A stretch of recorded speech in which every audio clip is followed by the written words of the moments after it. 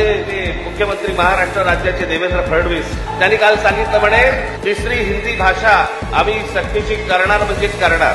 आपण असं म्हटलं होतं की तिसरी भाषा ही हिंदी असेल. एक गोष्ट निश्चित सांगतो की 3 भाषा सूत्र हे महाराष्ट्रात लागू होईलच. आता राज्य सरकारला जर आत्महत्याच करायची असेल तर त्यांनी बेशक करावी. त्या दिवशीच्या मोर्चाच्या फक्त धसक्याने निर्णय मागे घ्यायला लागला होता.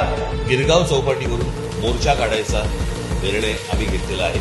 इथे कोणताही झेंडा नसेल, फक्त मराठी हा एक अजेंडा असेल आणि त्या अजेंड्यासाठी म्हणून सर्वांनी महाराष्ट्रातल्या तमाम मराठी बांधवांनी या मोर्चामध्ये सामील व्हावं आणि सरकारला दाखवावं.